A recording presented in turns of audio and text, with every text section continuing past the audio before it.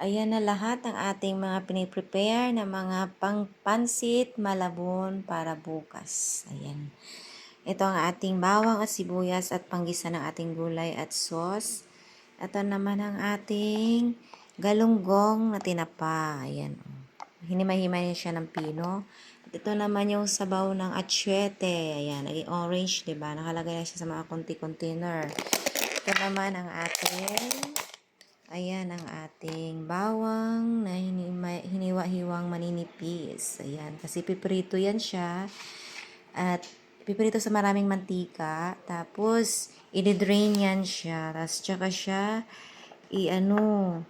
ibabayo. Ayan. Ito naman ang ating calamansi juice. Ayan.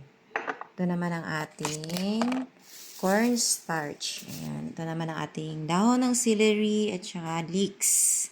Dahon ng sibuyas. Ito naman ay dahon ng sibuyas, leeks at saka cabbage. Ayan. Iniwa-hiwa ko na siya. Ito naman ang ating itlog. Ayan.